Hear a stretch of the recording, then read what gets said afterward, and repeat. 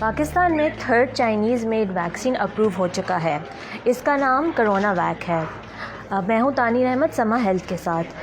ये जो वैक्सीन है ये साइनोवैक बायोटेक जो कि एक चाइना की कंपनी है, इसने मैन्युफैक्चर किया है और ये पाकिस्तान में थर्ड चाइनीज़ मेड वैक्सीन है जो अप्रूव हो चुका है। इसको ड्रैप ने अप्रूवल दिया था लास्ट वीक, जो कि हमें पता चला था NIH के through, national institute of health के थ्रू।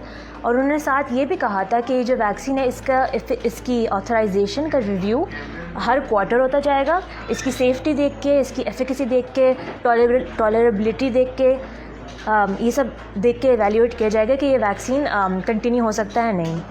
अच्छा, तो ये वैक्सीन है कितना इफ़ेक्टिव? इसकी एफिकेसी 50.7% है according to Brazilian trials. Brazil में जो ट्रायल्स हुए थे तकरीबन 12,000 लोगों में, उसमें पता चला था कि ये 50.7% इफ़ेक्टिव है कोरोना वायरस को प्रिवेंट करने में। नाउ WHO का जो क्राइटेरिया होता है वो 50% होता है, तो उनका सबसे लोएस्ट थ्रेशोल्ड होता है 50% और ये उससे सिर्फ 0.7% ज़्यादा है। मगर फिर भी ये वैक्सीन जो है ये अराउंड 20 से ज़्यादा मुल्कों में अप्रूव हो चुका है। बहुत जगहों पे यूज़ हो रहा है वैक्सीन और इसके अभी तक कोई एडवर्स इफ़ेक्ट्स ऐसे नहीं रिपोर्ट हुए हैं। अच्छा, इसकी ट्रायल जो थी ब्राज़ील के अलावा टर्की और इंडोनेशिया में भी थी। सो टर्की में इसकी ट्रायल्स में हाई एफिकेसी थी 91% और जो इंडोनेशिया है उसमें इसकी एफिकेसी थी अराउंड 65%। ये जो डिफरेंस है एफिकेसी में ये इसलिए होता है क्योंकि ट्रायल्स मुख्तलिफ तरीके से कंडक्ट की जाती हैं डिफरेंट कंट्रीज़ में। फिर हम डिस्कस करते हैं एस्ट्राजेनेका वैक्सीन और इसकी जो ब्लड क्लॉट्स की कंट्रोवर्सी चल रही है।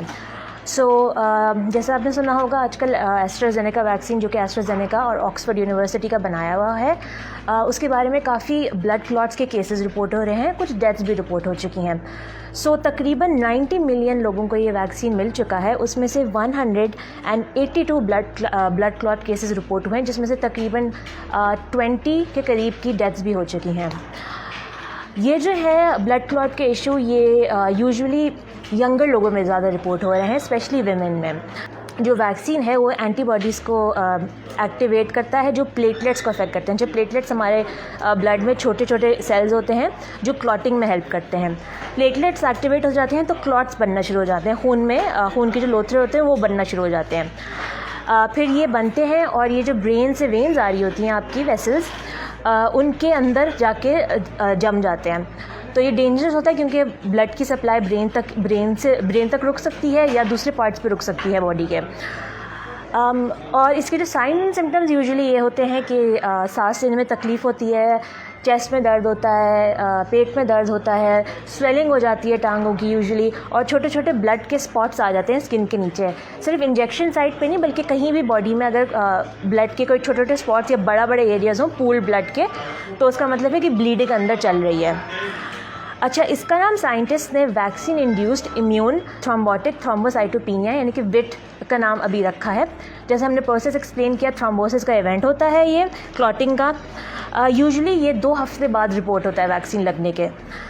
और EMA जो है, जो यूरोपियन मेडिसिन की एजेंसी है, उन्होंने बोला है कि ये अभी वैक्सीन के बेनिफिट्स आउटवे द रिस्क्स, कि यानी कि वो कह रहे हैं कि इतने केसेस नहीं रिपोर्ट हुए हैं कि हम इसको बोल सकें कि इस वैक्सीन को स्टॉप कर देना चाहिए।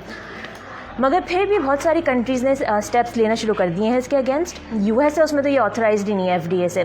फिर Germany, Netherlands, Philippines, Portugal, Spain, इनमें सिर्फ 60 साल से अबव लोगों में रिकमेंडेड है।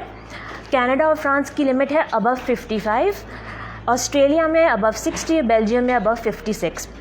अच्छा, डेनमार्क और नॉर्वे ने पूरी तरह से यूज़ करना बंद कर दिया है एस्ट्राजेनेका का वैक्सीन। कॉन्गो में और हांगकांग में भी उन्होंने जो अपनी डिलीवरी थी वैक्सीन्स की वो अभी रोक दी गई है, अपना प्रोग्राम रोक दिया गया है। और जब तक इवैल्यूएशन और नहीं आएगी EMA की तरफ से, WHO की तरफ से, वो प्रॉबली नहीं कंटिन्यू करेंगे अपना। हांगकांग में क्योंकि ऑलरेडी चाइनीज़ वैक्सीन्स भी अप्रूव हो चुके हैं, तो Hong Kong will prefer that over the AstraZeneca vaccine. हमारे यहाँ भी जो एस्ट्राजेनेका वैक्सीन है ये आने वाला था कोवैक्स के थ्रू, जैसे कि आपको मालूम होगा। ये हमें फ्री का मिल रहा था और ये इंडिया के सीरम इंस्टीट्यूट में मैन्युफैक्चर हो रहा था। मगर आजकल क्योंकि इंडिया के कोरोना वायरस केसेस बहुत बढ़ना शुरू हो गए हैं तेज़ी से, तो इंडिया ने एक्सपोर्ट इस वैक्सीन की रोक दी है। इसलिए वो चाह रहे हैं कि अपने सिटीजन्स को पहले इम्यूनाइज़ करें, फिर उसके बाद दूसरी कंट्रीज़ को। हर जगह जहाँ ये एस्ट्राजेनेका का वैक्सीन पहुँचना था उसकी सप्लाईज़ रुक चुकी हैं और काफ़ी सारी जगहों पे इसलिए इम्यूनाइजेशन प्रोग्राम्स भी स्टॉल हो चुके हैं। अभी हमें हमारी गवर्नमेंट ने कुछ नहीं बताया about AstraZeneca apart from the fact कि वो अबव 18 में यूज़ होगी। और ये जो साइनोवैक की वैक्सीन कोरोना वैक है ये भी अबव 18 ईयर्स के में यूज़ होगी। अभी कोई अपर लिमिट नहीं बताई है इसकी यूजेज की। अच्छा, अगर आपके पास इसके बारे में कोई स्पेसिफ़िक वैक्सीन्स के बारे में कोई सवाल हों, इस क्लॉटिंग के बारे में कोई क्वेश्चंस हों, या अगर आप चाहते हैं कि किसी सूबों से मालूमात कोई भी अपडेट्स आपको स्पेसिफ़िकली मिलें तो आप प्लीज़ हमसे कमेंट्स में पूछ लिएगा और हमें देखते रहिएगा समा हेल्थ को। अपना ख्याल रखिएगा।